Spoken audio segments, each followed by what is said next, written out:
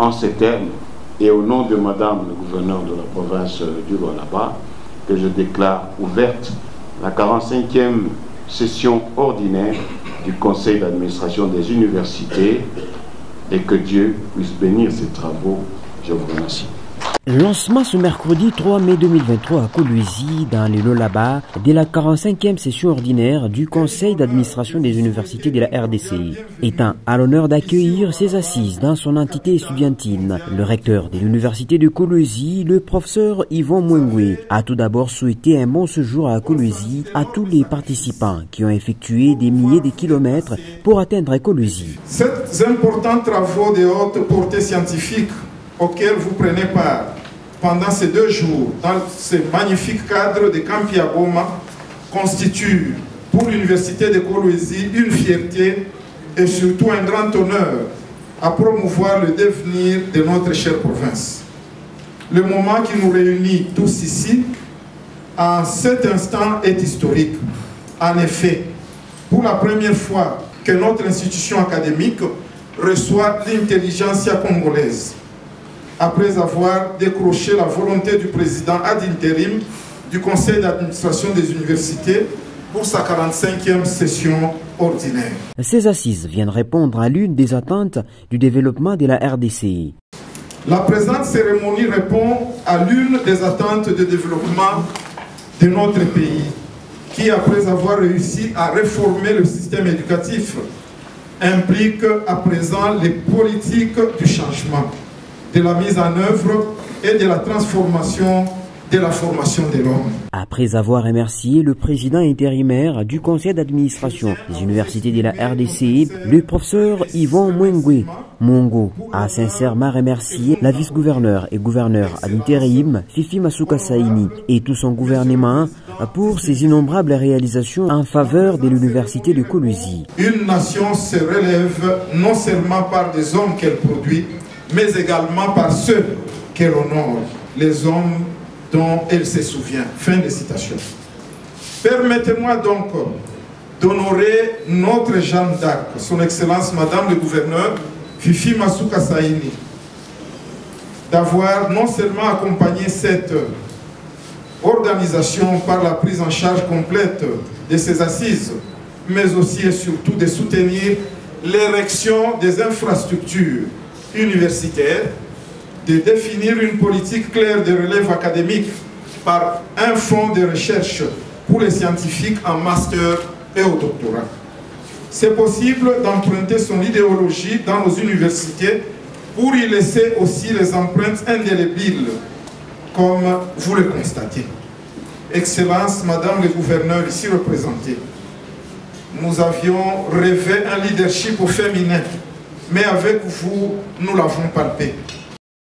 Le président intérimaire du conseil d'administration des universités de la RDC, le professeur Malou Bungi, circonscrit les assises et les choix de l'université de Kolwezi en ces termes. La 40e session ordinaire du conseil d'administration des universités publiques du Congo s'ouvre ce jour dans cette belle ville de Kolwezi, conformément aux articles 22 et 23 de l'ordonnance numéro 16/071 du 29 septembre 2016 portant organisation et fonctionnement des organes d'administration de l'enseignement supérieur et universitaire de la République démocratique du Congo.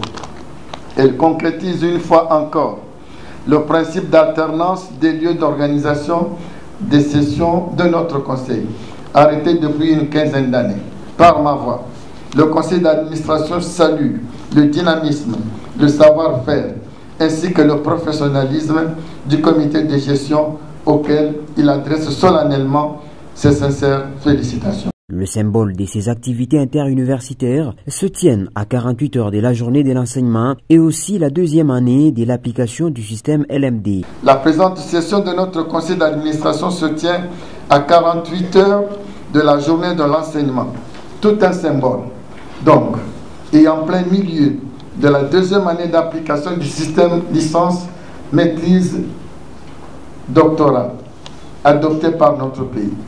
C'est donc à dessein que 2 des matières importantes ont été inscrites à son ordre du jour.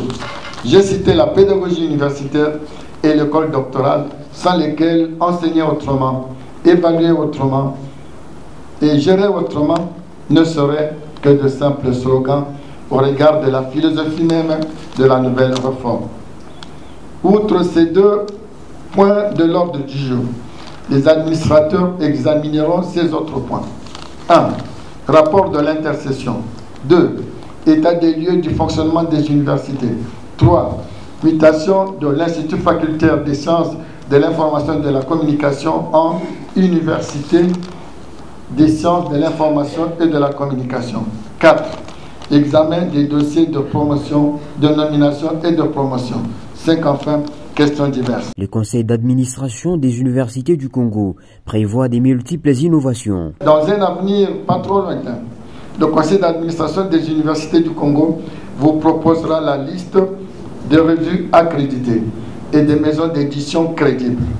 Elle organisera également des ateliers sur les publications académiques.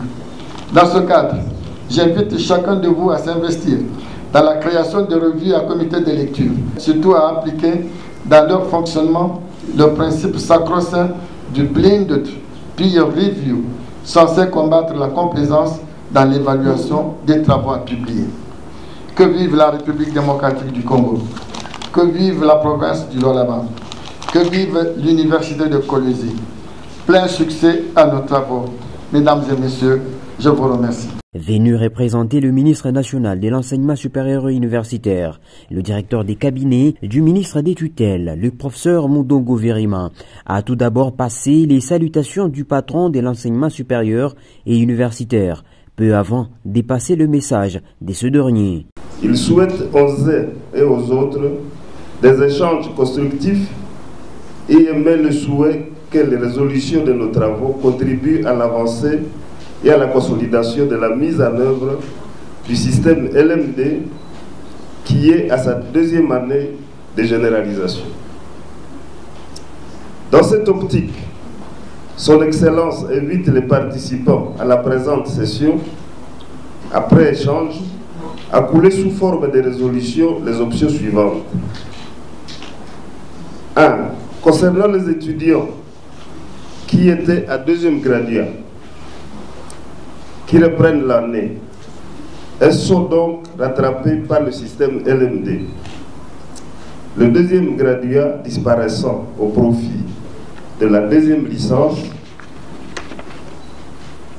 conformément à l'instruction académique 024, à sa directive 11, les établissements sont invités à admettre les 10 étudiants à deuxième licence LMD, à leur organisant des modules de cours supplémentaires inscrits dans la formation de première licence LMD.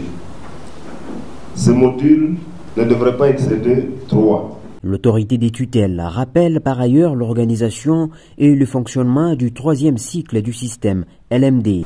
Pour ce qui est de la formation du troisième cycle, l'autorité des tutelles rappelle aux organes d'administration de l'ESU que l'organisation et le fonctionnement du troisième cycle sont à ce jour régis par le décret numéro 22039 du 6 décembre 2022 portant organisation et fonctionnement du système LMD en RDC et l'arrêté ministériel numéro 101 du 13 février 2023 relative aux normes d'opérationnalisation des enseignements du troisième cycle dans les établissements d'enseignement supérieur et universitaire en RDC.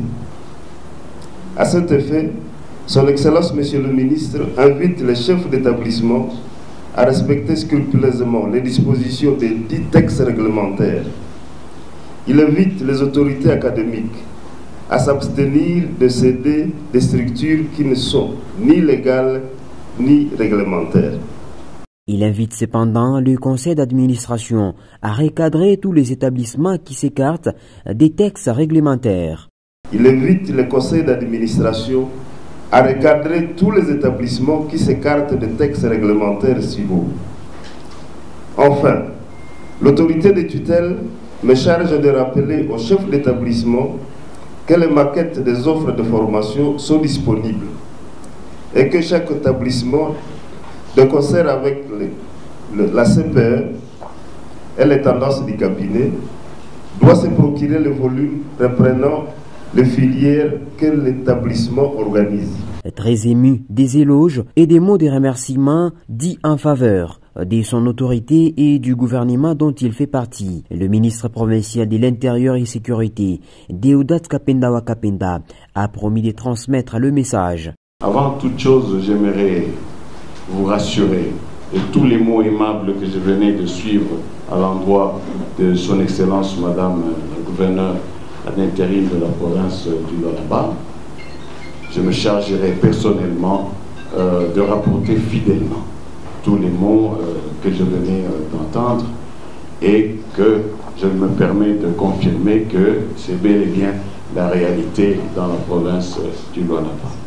Mesdames et messieurs, c'est avec une immense joie et un honneur que je procède ce jour à l'ouverture des travaux de la 45e session ordinaire des universités de notre pays qui se tiennent dans notre province.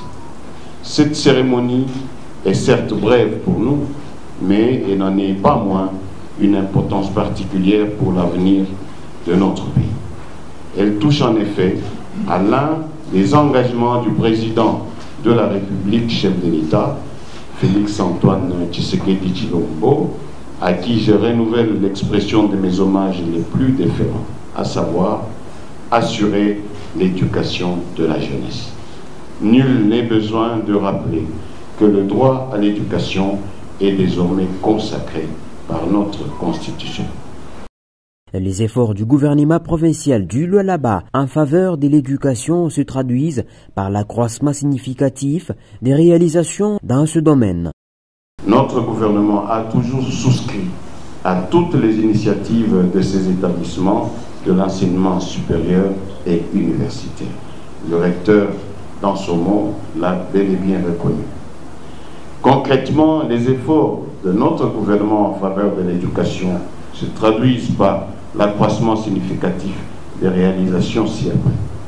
La bibliothèque numérique implantée à l'université de Kolwezi, le soutien aux manifestations scientifiques de l'université, le financement des missions scientifiques, l'accompagnement de la recherche et la liste n'est pas exhaustive. Là-dessus, il importe de souligner également la construction des cliniques universitaires, d'un campus universitaire moderne, de la construction d'une bibliothèque physique et surtout de la politique de la relève académique en disposant d'un fonds de recherche pour le master et le doctorat. L'éducation est l'arme la plus puissante pour changer le monde. Nous devons savoir que l'éducation n'a pas de prix, car comme l'affirmait le président Nelson Mandela, je cite, « L'éducation est l'arme la plus puissante pour changer le monde ».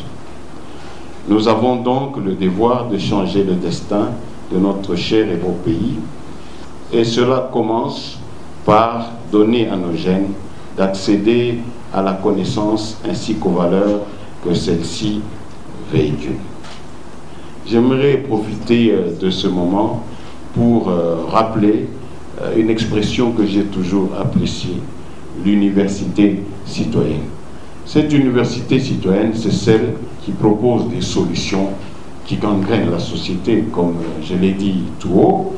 Et pour le moment, nous sommes heureux qu'à Kolwezi, chef-lieu de la province du Lualaba, toutes les sommités académiques sont là et nous osons croire que dans vos entités respectives, votre université sera là pour répondre aux attentes de la population.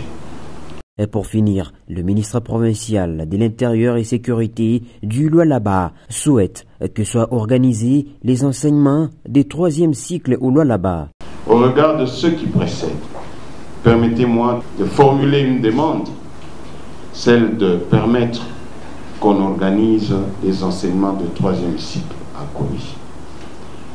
Je vous garantis que la province se veut appliquer les mesures du gouvernement de la République. Et je tiens à vous confirmer qu'il y a plusieurs licenciés dans la province du Lualaba qui n'attendent que cette occasion-là. Moi-même en premier. Parce que s'arrêter à la licence, aujourd'hui tous nos enfants sont licenciés, ce sont donc nos collègues. Il faudra que nous puissions faire un pas de plus et que nous puissions garder la distance académique comme Dieu lui-même le veut. Et plusieurs responsables des différentes universités participent à ces assises des 2 jours, notamment le CEPROMAD qui a fait ses preuves, surtout au Lualaba. On vous dire, il y avait de ces universités privées qui étaient déjà en avance. Par exemple, l'université du CEPROMAD, nous-mêmes, on a été formés en plein dans le système LMD après 10 ans d'études aux États-Unis d'Amérique. Et en venant ici, en ouvrant l'université du CEPROMAD, c'était en fait pour essayer d'enseigner déjà autrement. Parce que avant, ce n'était que le public. Mais en ouvrant la branche privée, c'était déjà l'application du système LMD. Nous sommes en train de suivre, mais maintenant, comme notre gouvernement a adopté cela, et nous sommes dans les CAMES, nous allons ensemble pour essayer d'améliorer tout en nous conformant aux exigences réglementaires de notre pays et notre autorité de tutelle. Je crois que les privés sont en ligne pour pouvoir faire face à la compétition dans le cadre de l'assurance qualité pour faire toujours mieux. Et plusieurs résolutions sont attendues à l'issue de ces assises pour améliorer la gestion des différentes universités publiques et privées en République démocratique du Congo.